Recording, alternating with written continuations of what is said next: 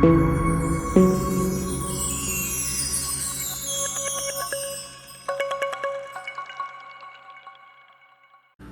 Friends, ഒരു ghee rice വളരെ പെട്ടെന്ന് വളരെ ടേസ്റ്റി ആയിട്ട് എങ്ങനെ ഉണ്ടാക്കാമെന്നാണ് കാണിക്കുന്നത്. ഞാനിപ്പോൾ ഒരു പാത്രം എടുത്ത് അടുപ്പത്ത് വെച്ച് കൊടുത്തിട്ടുണ്ട്. അപ്പം അന്നേരം അതിന് മുമ്പായിട്ട് നമ്മൾ ആദ്യമായിട്ട് അരി കഴുകി കുതിരാൻ വയ്ക്കും. ഞാനൊരു മുക്കാൽ കിലോ അരിയാണ്, നമ്മുടെ ബസുമതി റൈസ് എടുത്തിട്ടുണ്ട്. അതിനെ ഒന്ന് വെള്ളത്തിലിട്ട് കഴുകി കുതിരാനൊന്ന് വെക്കുക. എന്നിട്ട് വേണം ബാക്കിയെല്ലാം ചെയ്യാൻ. ഞാനൊരു പാൻ അടുപ്പത്ത് വെച്ച് കൊടുത്തിട്ടുണ്ട്. പാനല്ല, ഒരു കടായി എടുത്ത് വെച്ചിട്ടുണ്ട്. എന്നിട്ട് അതിലേക്ക് 2 ടേബിൾ സ്പൂൺ നെയ്യ് ഒഴിച്ച് കൊടുക്കുകയാണ്. നല്ല നിറച്ച് തന്നെ ഒഴിക്കുക, കാരണം ഗീ റൈസാണ്. അപ്പോൾ പിന്നെ ഗീ തന്നെ വേണം.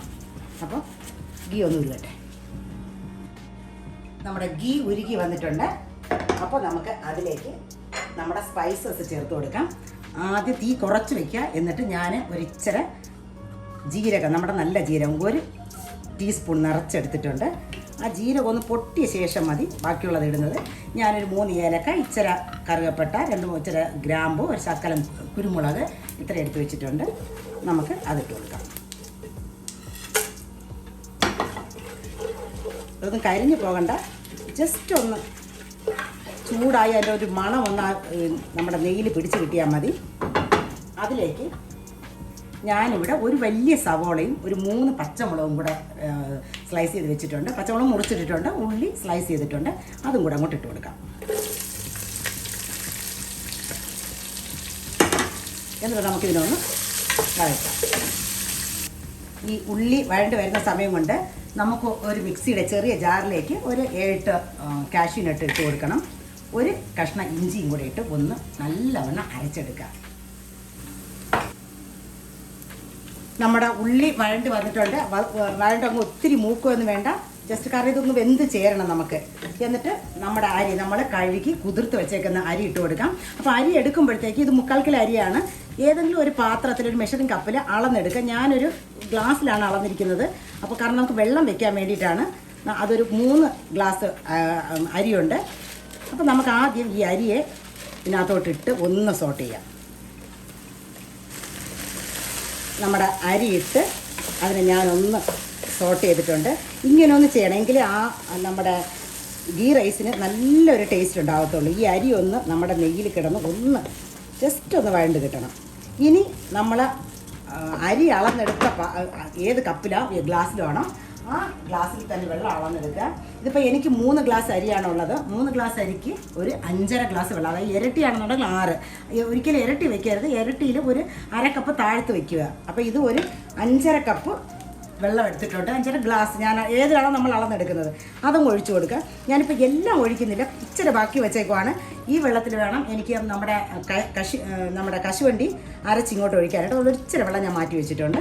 ബാക്കിയും ഒഴിച്ചു കൊടുക്കുക. ഇനി നല്ലവണ്ണം കൂട്ടി വയ്ക്കുക, കാരണം ഇത് പെട്ടെന്നൊന്ന് തിളച്ച് കിട്ടണം. ഇനി നമ്മൾ ചെയ്യേണ്ടത് ഇതിനാവശ്യമായിട്ടുള്ള ഉപ്പിട്ട് കൊടുക്കുക.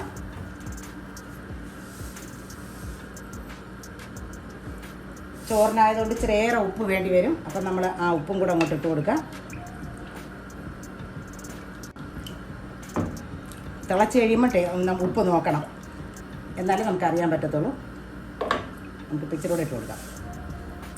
ഇനി ഇതിനകത്തോട്ട് വേണ്ടതാണ് ഒരു ചെറുനാരങ്ങയുടെ നീര് ഞാനിവിടെ പിഴിഞ്ഞ് വെച്ചിട്ടുണ്ട്. അതും കൂടെ അങ്ങോട്ട് ഒഴിച്ച് കൊടുക്കാം.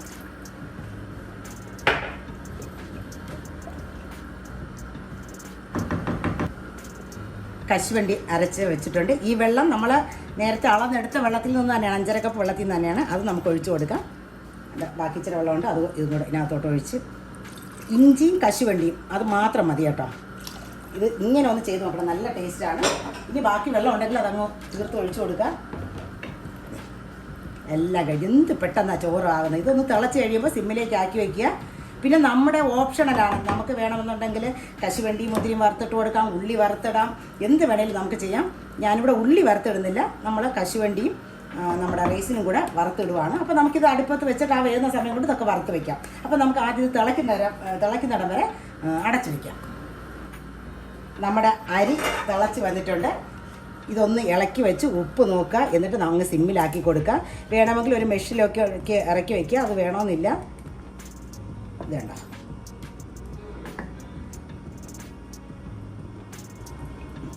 അപ്പോൾ ഞാനിത് തീ സിമ്മിലാക്കിയിട്ടുണ്ട്. ഇനി അടച്ച് വയ്ക്കുകയാണ്. ഒരു 5 മിനിറ്റ് മുതൽ 7 മിനിറ്റ് വരെ സമയമെടുക്കും. അപ്പോൾ അത് കഴിഞ്ഞ് നമുക്ക് തുറന്ന് നോക്കാം. നമ്മുടെ റൈസ് വേണ്ടേ ഏതാണ്ടായി വരുന്നുണ്ട്. വെള്ളമെല്ലാം നമുക്ക് നല്ല പാകമാണ്. അപ്പോൾ ഇതുപോലെ ഇച്ചിരി വെള്ളം ഉണ്ടായിരിക്കുമ്പോൾ തന്നെ അത് ഓപ്ഷണലാണ്. നിങ്ങൾക്ക് വേണമെങ്കിൽ ഇച്ചിരി നെയ്യ് ഇതിൻ്റെ പുറത്തുകൂടെ ഒഴിച്ചു കൊടുക്കാം. അത് വേണമെന്നില്ല. നമ്മൾ ഓൾറെഡി 2 സ്പൂൺ ഒഴിച്ചിട്ടുണ്ട്. കുറച്ചുകൂടെ ഒരു നെയ്യുടെ ടേസ്റ്റ് വേണമെന്നുണ്ടെങ്കിൽ ഇതിങ്ങനെ ഒന്ന് ചുറ്റി ഒഴിച്ചു കൊടുക്കുക. എല്ലായിടും കൂടെ ഒന്ന് ആക്കത്തക്ക രീതിയിൽ.